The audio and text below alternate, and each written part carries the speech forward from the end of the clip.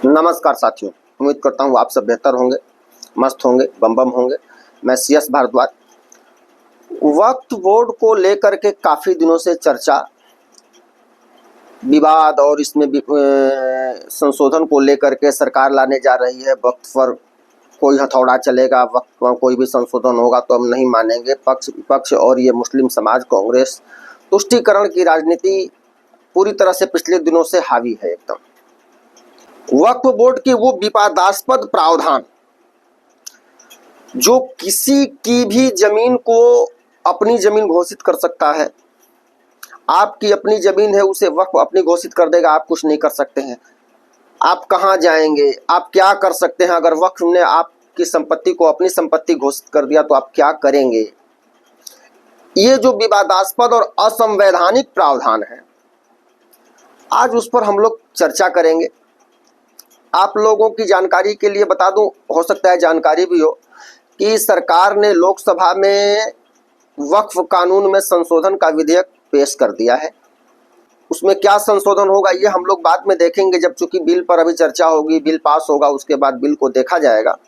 लेकिन आज हम लोग यह जानते हैं कि इसमें ऐसा क्या है जो बिल्कुल असंवैधानिक है, जिसकी परिकल्पना इस भारत में, जिसको ये सेकुलर भारत कहते हैं, इस भारत में इसकी परिकल्पना, इस तरह का कानून कहीं से भी उचित न्यायोचित है क्या?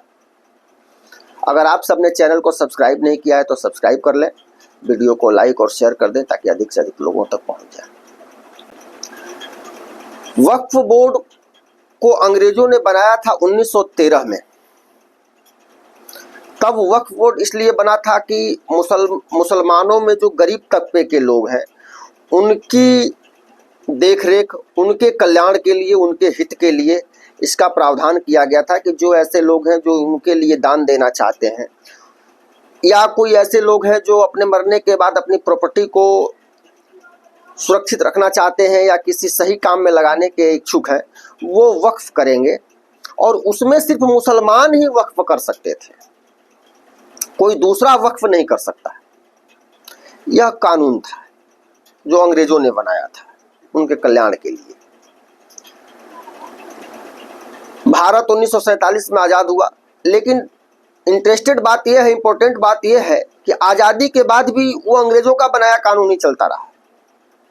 फिर राजनीतिक हावी हुई, राजनीतिक एजेंडा लोगों के सामने आने लगा। उस समय के जो नेता थे, नेहरू तेहरू, ये सब जो हिंदू विरोधी थे, इनको तो बस मौका चाहिए था। इन्होंने दबाव में आकर के 1954 में उस एक्ट में संशोधन किया और उसको घातक बना दिया। उसके बाद और ज्यादा विवाद इसमें तब बढ़ गया, ये और ज्यादा नुकसानदायक, और एक तरह से हिंदुओं की जमीन को हड़पने के लिए इसमें कानूनी प्रावधान जोड़ दिया नरसिम्हा राव ने 1995 में। उसके बाद तो यह समझ लीजिए कि वक्फ बोर्ड एक तरह से कानूनी हथियार मिल गया हिंदुओं की जमीन को, किसी भी जमीन को हथियाने के लिए।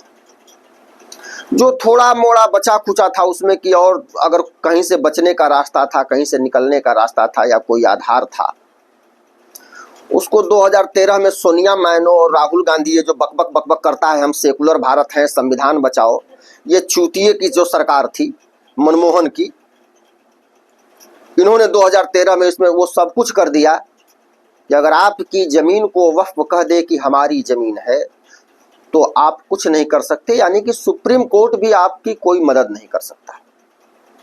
ये हिंदुस्तान आपके बाप का है। राहुल गांधी, सोनिया गांधी जो है कि दहेज में लाई है क्या हिंदुस्तान? कांग्रेस द्वारा वक्फ बोर्ड को जो ताकत दी गई, उसके बाद धीरे धीरे हिंदुओं की और सरकारी संपत्ति, जो सरकारी संपत्ति आप लोग अपने आसपास, अपने गांव शहर इलाके में भी देखते होंगे, बहुत सारी सरकारी संपत्तियां पड़ी होती हैं सरकार की, जिसको वक्फ ने इतनी ज्यादा मात्रा में दखल किया है कि सरकार भी कुछ नहीं कर सकती। अगर कोई लैंड पड़ा हुआ है और वक्फ उसको कह दे कि यह हमारी संपत्ति है, तो वह सरकार भी उसको कुछ नहीं कर सकती और वो वक्फ की संपत्ति हो जाएगी। यानी 1995 और 2013 के बाद सरकारी और हिंदुओं की संपत्तियों को एक पूरे मतलब बहुत बड़े पैमाने पर लूट लिया गया वक्फ के द्वारा। आपको मैं बता दूं, वक्फ के मामलों को लेकर के वक्फ द्वारा भारत में हथियाई गई, लूटी गई संपत्तियों को लेकर के लगभग 85,000 मुकदमे इस देश में चल रहे हैं।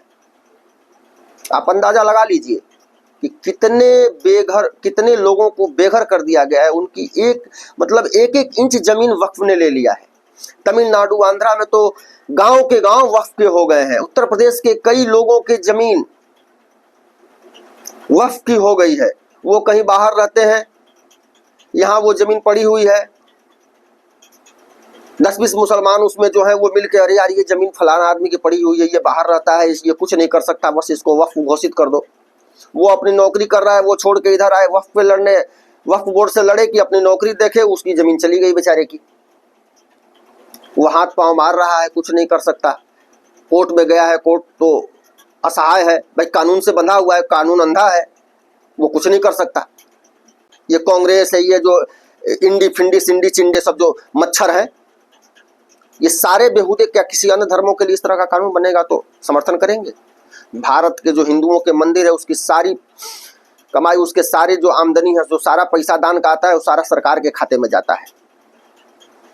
और उसको ये साले हज के लिए भेजते थे, वो पैसा हज के लिए देते थे। मतलब हिंदुओं का जो पैसा है वो सबके लगेगा, और मुसलमानों का जो है वो वक्फ के पास रहेगा, वो दूसरा नहीं छू सकता, और वो बल्कि दूसरों का भी लूट लेगा। यह कांग्रेस का पाप है। भारत के हिंदू पता नहीं किस मुगालते में पड़े हुए हैं, चमचत्तों में पागल है। जब मैं किसी हिंदू को राहुल, सोनिया, कांग्रेस, हाँ कांग्रेस ने ये किया वो किया, तो मन करता है कि जूते को पैर से हाथ में ले लूं, लेकिन मर्यादा रोक देती है। उसमें कुछ ऐसे नजदीक बेहूदे हैं जिनको साला चूतिया भी नहीं कहा जा सकता, उनको धिक्कार भी नहीं सकते। ऐसे भी लोग आपके भी होंगे, कुछ ऐसे लोग जो कुछ चमचत्व जो में पागल होंगे। दोस्तों, मैं जो आप सबको बताने जा रहा हूं वह सब इंटरनेट पर भी है, वक्फ कानून जाके आप पढ़ सकते हैं। मैं चूंकि सब तो नहीं बताया जा सकता, लेकिन उसमें से कुछ आप सेक्शन लिख लीजिए। जो सेक्शन 3 है उसमें उसकी डेफिनेशन दी गई है, वक्फ की डेफिनेशन दी गई है, मतलब परिभाषा दी गई है। वक्फ की जो परिभाषा दी गई है सेक्शन 3 में, वह इतना विवादास्पद है कि आप उसको पढ़ें और समझें तो आपको स्वयं समझ में आएगा कि कितना घातक है। जो ओरिजिनल वक्फ की परिभाषा है वह है कि कोई भी मुसलमान व्यक्ति अपनी संपत्ति को दान दे सकता है, सिर्फ मुसलमान व्यक्ति। लेकिन यहाँ जब इसमें संशोधन किया कांग्रेस ने, तो एनी पर्सन लिख दिया, यानी कोई भी आदमी संपत्ति को वक्फ कर सकता है। इसमें कहीं यह डिफाइन नहीं किया गया है इसका क्या क्राइटेरिया होगा, क्या आधार होगा देने का। कोई भी किसी की भी संपत्ति को लिया जा सकता है, चाहे वो धमका के चाहे प्यार से। अगर वो वक्फ कर देता है तो वह उसका फिर दावा नहीं कर सकता। जो दूसरा सेक्शन है वह सेक्शन 4 है। सर्वे कौन करेगा, सर्वेयर को क्या अधिकार होगा। अब मान लीजिए आप बनारस के हैं, आपकी संपत्ति को वक्फ सर्वेयर ने कह दिया कि वक्फ की संपत्ति है, और आप कहीं बाहर नौकरी करते हैं, वहाँ के अखबार में निकल गया कि ये संपत्ति वक्फ की है। तो उसमें जो प्रावधान है कि 1 साल के अंदर अगर आपने उसको क्लेम नहीं किया तब तो वो स्वतः ही वक्फ की संपत्ति हो जाएगी। उसको ये मान लिया जाएगा कि वक्फ की संपत्ति है, आप फिर कुछ नहीं कर सकते। आप उस ट्रिब्यूनल में भी 1 साल के बाद नहीं जा सकते। अच्छा, एक और इम्पोर्टेंट बात है, आपने किस अखबार में निकाला, किस वेबसाइट पर यह सूचना निकाली कि फला फला संपत्ति वक्फ की है, सब काम छोड़ करके आदमी वही पढ़ने के लिए बैठा है क्या कि किस अखबार में क्या निकल रहा है, किस वेबसाइट पर वक्फ क्या डाल रहा है। सारा काम छोड़ करके बस यही पढ़ने के लिए आदमी तो बैठा नहीं है। तो अधिकतर मामलों में तो यही होता है कि वो आदमी उसे पता ही नहीं चल पाता और 1 साल गुजर जाते हैं और वो संपत्ति वक्फ की हो जाती है, आदमी हाथ मलते रह जाता है। अखबार में निकल गया, उसे आपको भी नोटिस करने की जरूरत नहीं है, बताने की जरूरत नहीं है। उसने उसके दिमाग में उसने बैठा लिया सर्वेयर ने कि यह संपत्ति वक्फ घोषित करनी है, और वो जाके अखबार में किसी दे दिया, किसी वेबसाइट पर डाल दिया, वो आपके पास पहुंचा ही नहीं, आपने उसे देखा ही नहीं। साल 2 साल के बाद जब आप गए खाता खतौनी देखने तो वो उसमें वक्फ वो संपत्ति हो गई।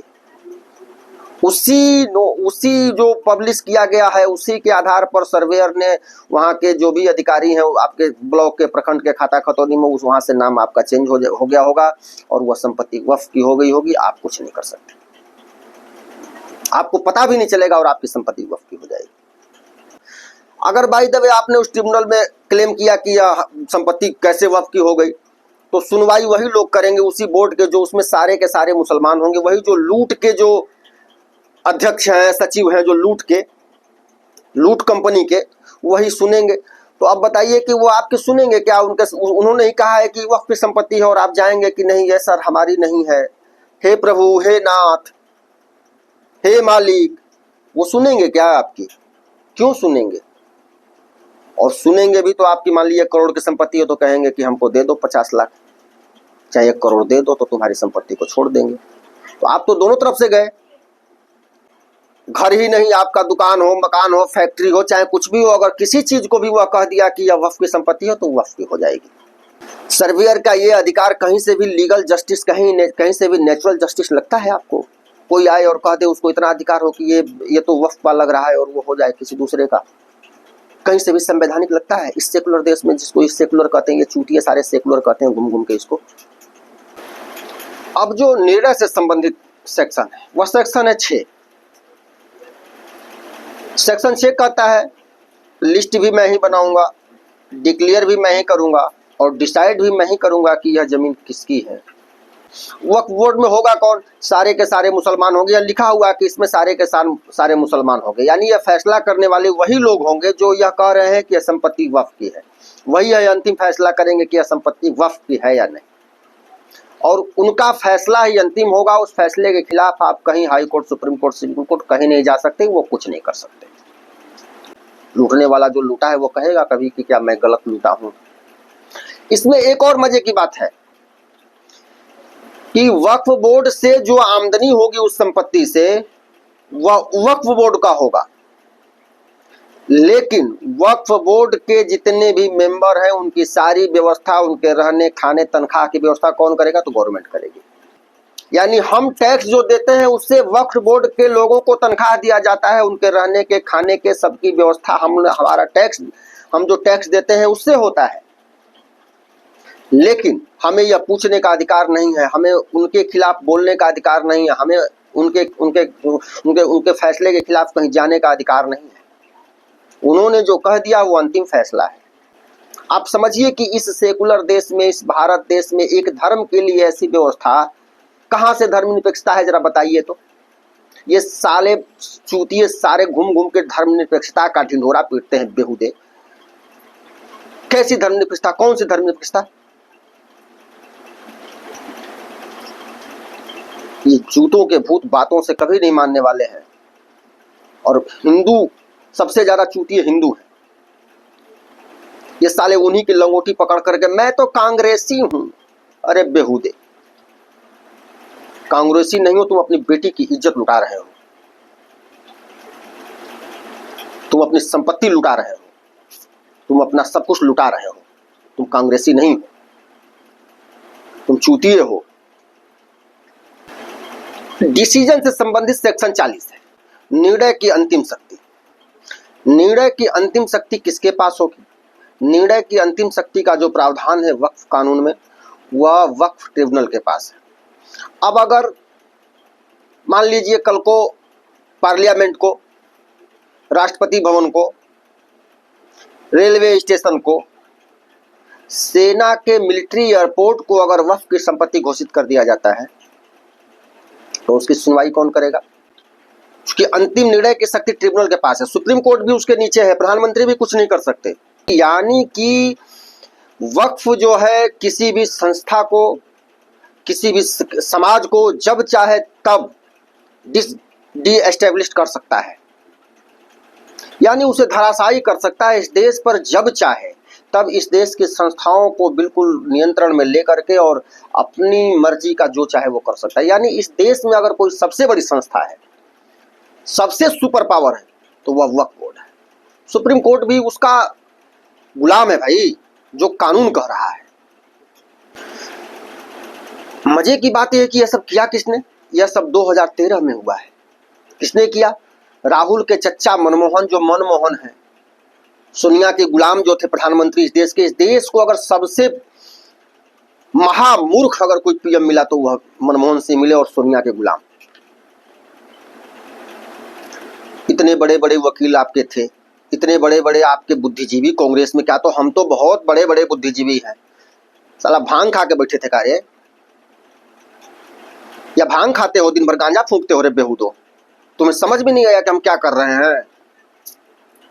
ट्रिब्यूनल किसी को भी कह देगा, राष्ट्रपति भवन को भी, तो कल राष्ट्रपति भवन वक्त संपत्ति हो जाएगी। पब्लिक जूते मारेगी तो कहोगे कि पब्लिक अराजक हो गई। यह सब सिर्फ वोट के लिए।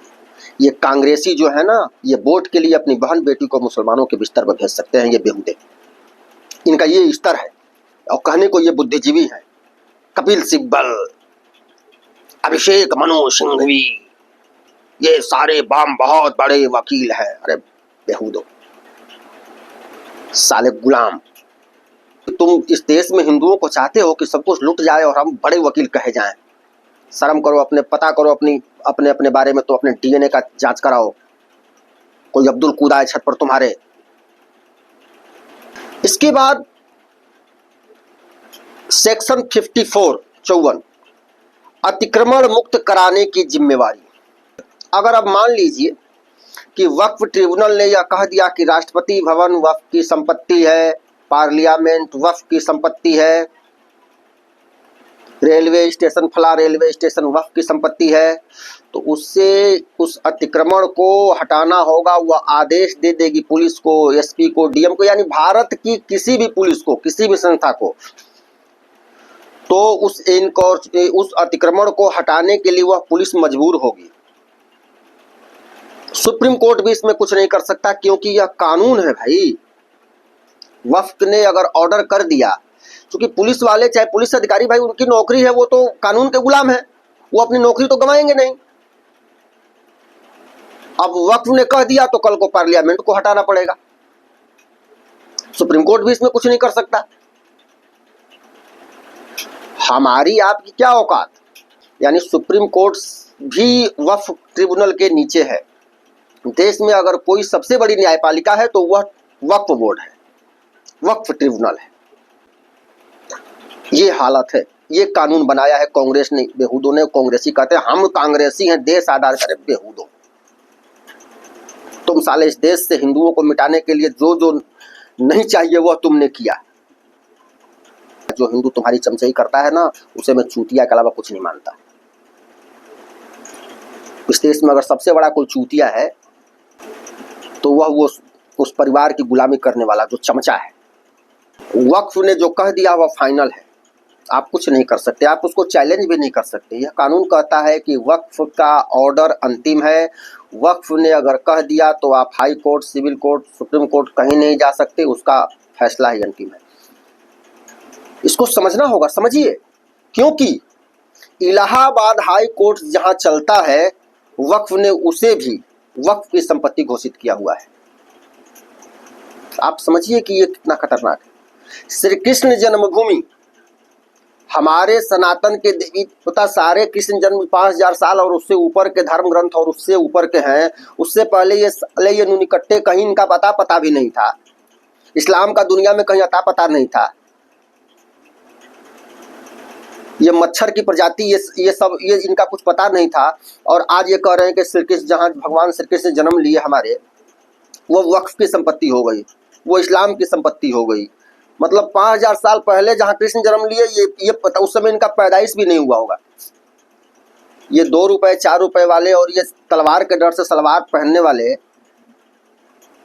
और ये बेहुदे यहाँ कहते हैं भारत में कि ये वक्फ की संपत्ति हो गई। इससे बड़ा मजाक क्या हो सकता है? और ये मजाक कौन करता है, करवा रहा है हिंदुओं के साथ? ये कांग्रेस करवा रही है। क्योंकि ये कानून कांग्रेस ने बनाया है कि वक्फ जिसको चाहे उसको कह दे कि ये वक्फ की संपत्ति। इस देश में ऐसे 20,000 मंदिर हैं, 40,000 मंदिर हैं, धर्म स्थल है, सनातनी धर्म स्थल है, जो वक्फ की संपत्ति घोषित हो चुके हैं, जिनको ले लिया है वक्फ ने, घोषित कर दिया। अब उसको ले लिया कांग्रेस की सरकार। भाई उसी ने कानून बनाया है तो वो तो पूरी छूट है कि तुम जितना चाहो लूट लो यार, कि हम सरकार में है, सत्ता में है तो हम कैसे करेंगे, लेकिन एक संस्था बना दी है वक्फ और तुम सबको हिंदुओं को मिटाओ, जितना जल्दी हो सके मिटाओ। यह कांग्रेस ने किया। अब जो इसको नहीं समझते हैं उन चूतिए हिंदुओं की मैं बात क्या करूं, वो अगर चूतियों को यह भी समझ में नहीं आता है तो सेक्शन 85 यह कहता है कि ट्रिब्यूनल का ऑर्डर हो गया तो वह ऑर्डर फाइनल है, आप नहीं सिविल कोर्ट जा सकते हैं, हाई कोर्ट जा सकते हैं, कहीं नहीं जा सकते हैं, वही फैसला अंतिम है। यह स्पेशल अधिकार है उसको कि उसने कह दिया और उसे उस अतिक्रमण को हटाना होगा।